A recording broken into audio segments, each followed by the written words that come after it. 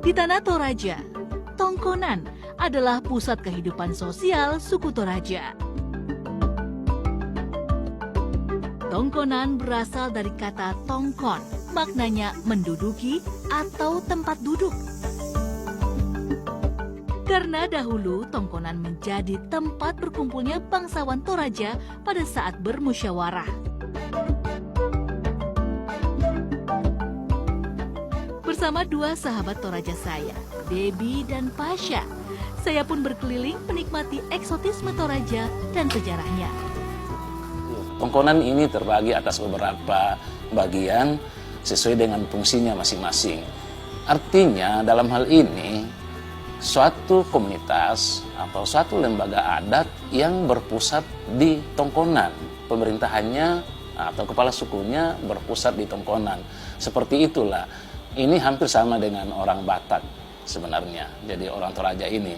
Jadi ada komunitas-komunitas yang terbentuk, yang dibina dalam suatu ikatan kekeluargaan dalam suatu komunitas besar yang disebut dengan komunitas Tongkonan. Tongkonan adalah rumah adat Toraja yang terdiri dari sekelompok bangunan yang terdiri dari rumah utama dan lumbung padi.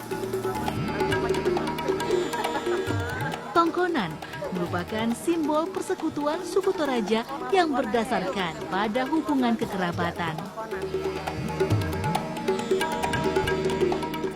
Tongkonan berasal dari kata tongkon yang berarti duduk. Pada zaman dahulu, rumah ini sudah digunakan sebagai tempat kekuasaan pemerintah penduduk asli tanah Toraja. Selain itu juga, rumah ini digunakan sebagai tempat perkembangan kehidupan sosial bagi masyarakatnya. Oleh karena itu, rumah ini tidak dimiliki secara perorangan.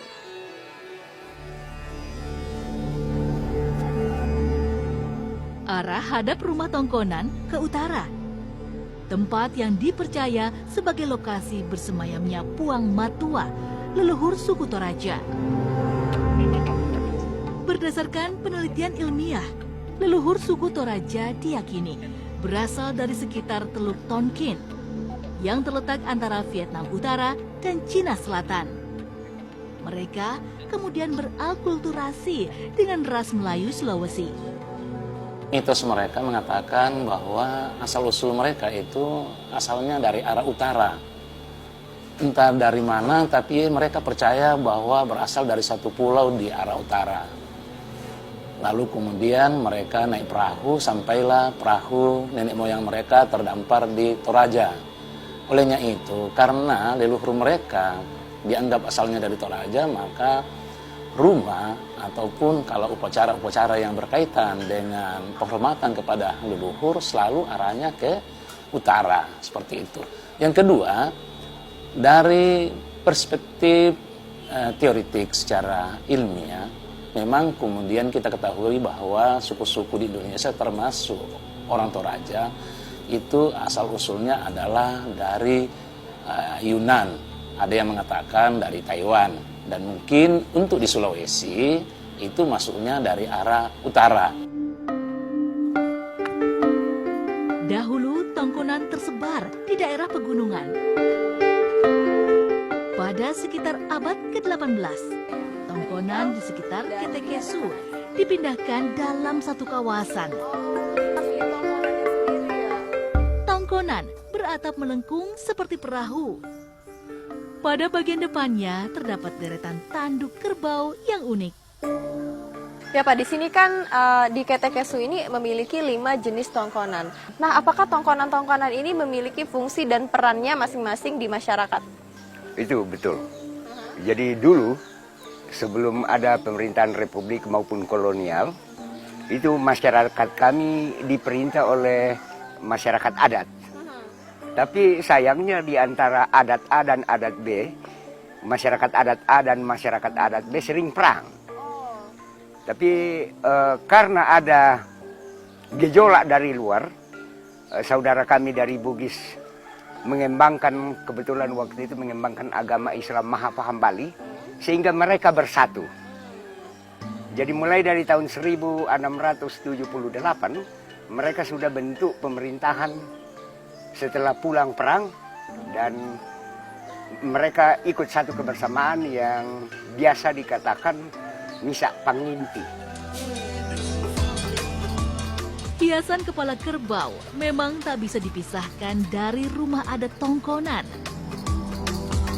Semakin banyak, semakin tinggi pula derajat pemiliknya. Karena menjadi bukti kemampuan finansial dalam melakukan upacara-upacara adat, terutama berkaitan dengan upacara kematian.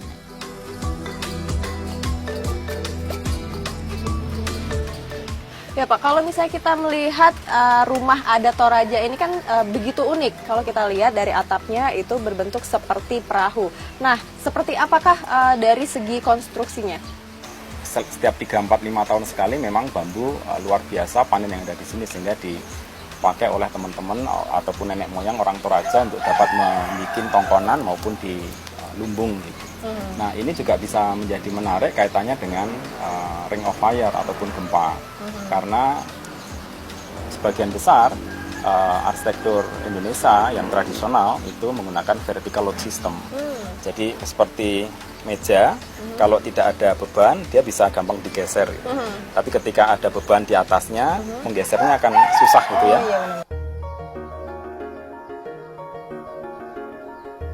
Ukiran-ukiran khas Toraja bermakna khusus dan tidak boleh dibuat sembarangan. Ukiran ayam jago di bagian depan rumah saling berhadapan. Ayam jago adalah hewan yang juga disakralkan masyarakat Toraja selain kerbau. Setiap simbol yang ada di Tongkonan itu punya makna tersendiri. Itu mengandung nilai-nilai falsafah kami karena kami orang Toraja lebih banyak berbicara dengan simbol. Karena kami kebetulan tidak mengenal aksara ya, jadi itu yang menyebabkan kami agak berbeda dengan daerah-daerah tetangga kami ya.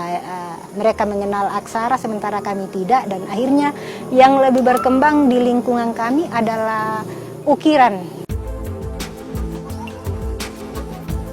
Proses pewarnaan tentu tak terlepas dari aluk todolo sebagai pegangan hidup. Hitam melambangkan kematian dan kegelapan. Sementara kuning melambangkan anugerah dan kekuasaan ilahi. Merah merupakan warna darah yang melambangkan kehidupan manusia. Daging dan tulang dilambangkan dengan warna putih yang bermakna kesucian. Kira-kira pada masa itu pewarnaannya menggunakan bahan-bahan apa saja, Pak? Mereka juga sangat fasih dan lazim menggunakan tanah ya. Jadi ini kan ada beberapa warna, ada warna merah, kuning, kemudian ada warna hitam dan putih gitu. Jadi ini semuanya dari tanah liat. Oh, dari tanah semua. Ya, kemudian yang merah itu juga ada di daerah sini, dan sekarang kalau mau menambang harus dengan izin yang berwenang kelurahan gitu. Sehingga ini juga untuk mengantisipasi rayap di luar gitu. Kalau di dalam kan karena dulunya untuk dapur itu kemudian akan mengeluarkan asap setiap hari, itu juga menjadi kayak fumigasi gitu ya, sehingga itu bisa mencegah serangga maupun rayap yang berkembang di dalam. Kekhasan yang tak bisa dipisahkan dari Tongkonan adalah lumbung padinya. Sebagai ciri masyarakat yang agraris. Lumbung bergaya arsitektur sama dengan rumah Tongkonan. Hanya lebih kecil dengan bagian atas yang difungsikan sebagai tempat hasil panen. Dulunya memang orang-orang Toraja itu budayanya agriculture itu. Ya, walaupun tadi kita sebut rumah Tongkonan itu juga representasi dari sebuah kapal gitu. Jadi cikal bakalnya ada di sini, mereka bertani, kemudian hasilnya akan ditaruh di atas, gitu kan. Kemudian juga lumbung ini dulu cikal bakalnya mungkin nenek moyangnya satu lumbung, satu tongkonan ya, atau satu tongkonan, satu lumbung. Tapi berkembang zaman, kemudian mereka juga beranak pinak, berkembang, bisa jadi memungkinkan bahwa satu tongkonan itu dengan 2 lumbung atau 3 lumbung gitu, sehingga di dalam ada 2-3 keluarga, kemudian lumbungnya juga berjajar-jajar banyak gitu, sehingga satu area ini adalah biasanya satu rumpun keluarga. Oh, oke.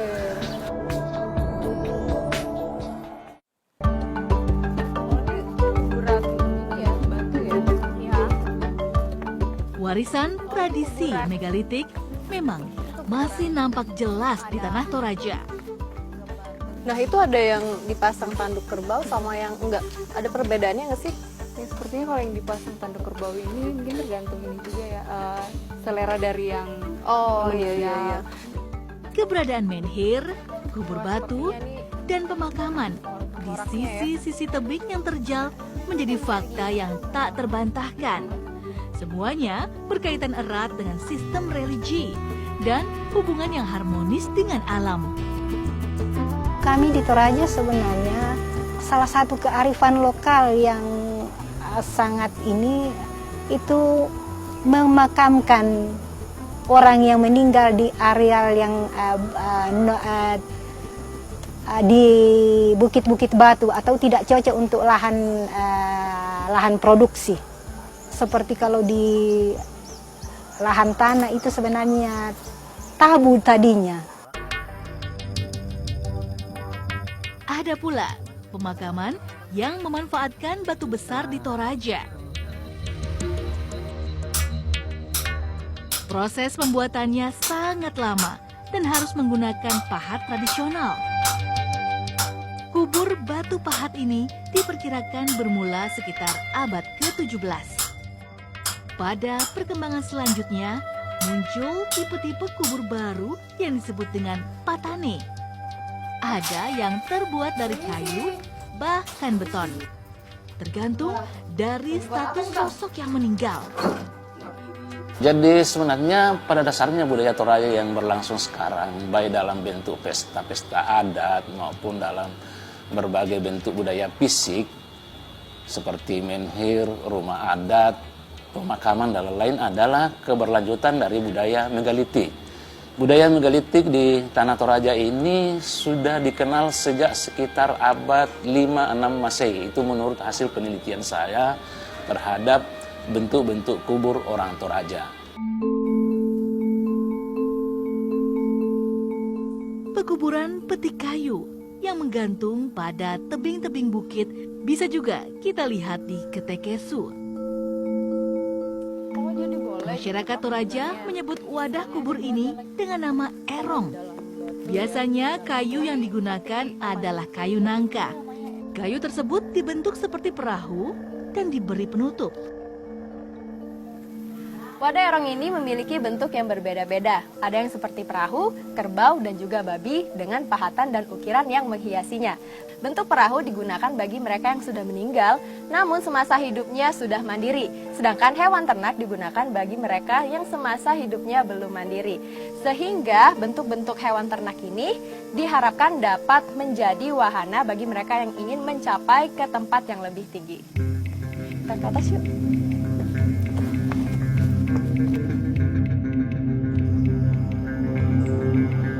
Keunikan lain yang berkaitan dengan pemakaman di Toraja berupa kubur bayi di sekitar pohon tara.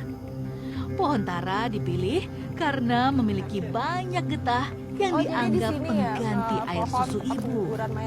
Dengan menguburkan bayi di pohon tara, masyarakat Toraja menganggap sang bayi seperti dikembalikan ke rahim ibunya sendiri. Pak, bagaimana awal mulanya tradisi penguburan mayat bayi yang belum tumbuh gigi di pohon? Seorang suami istri yang melahirkan anak meninggal dunia, melahirkan lagi meninggal dunia, melahirkan lagi meninggal dunia. Jadi anak yang ketiga, menurut kepercayaannya itu dimasukkan ke dalam liang tia, namanya liang tia atau kuburan bayi, supaya apabila ada adiknya yang lahir nanti bisa tumbuh seperti pohon. Kedua, nyawanya bisa sampai ke atas, ke Yang Maha Kuasa. Nah, itu artinya. Di kawasan Situs Bori, yang letaknya di Kelurahan Bori, Sesean, Toraja Utara, berdiri megah ratusan batu menhir dengan ukuran yang beragam. Batu menhir tersebut mewakili kaum bangsawan atau sesepuh adat yang telah wafat. Batunya sendiri diambil dari wilayah pegunungan atau tebing-tebing di sekitar Toraja. Dipahat, kemudian digulirkan, dan ditarik sampai ke lokasi bori. Batu yang ditarik disebut masyarakat Toraja dengan sebutan Simbuang Datu. Kayaknya batu yang kedua deh. Ya. Berdasarkan data sejarah, daerah Bori dijadikan lokasi upacara pemakaman untuk pertama kalinya di tahun 1657, disertai pendirian menhir dan ritual pemotongan puluhan hingga ratusan ekor kerbau.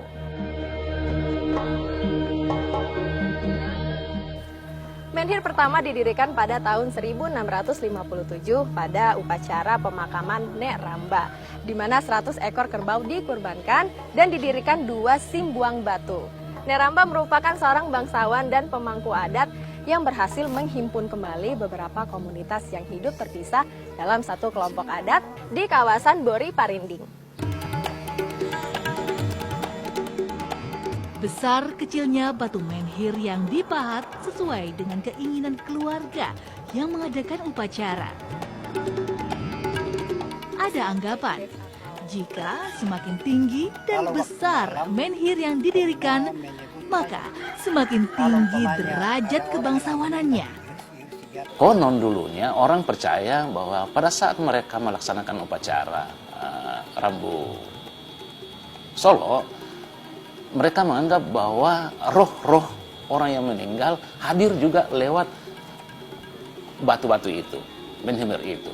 Tapi sekarang ini rupanya mengalami pergeseran. Simbol-simbol dari menhir ini adalah lebih pada simbol status sosial.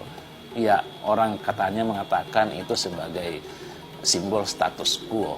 Jadi anak cucu yang ditinggalkan orang yang meninggal tidak mau kehilangan status sosialnya, dengan segala upaya usaha dilakukan, membuat batu sebesar-besarnya untuk ditanam bahwa inilah simbol kebangsawanan kami, inilah simbol status kami.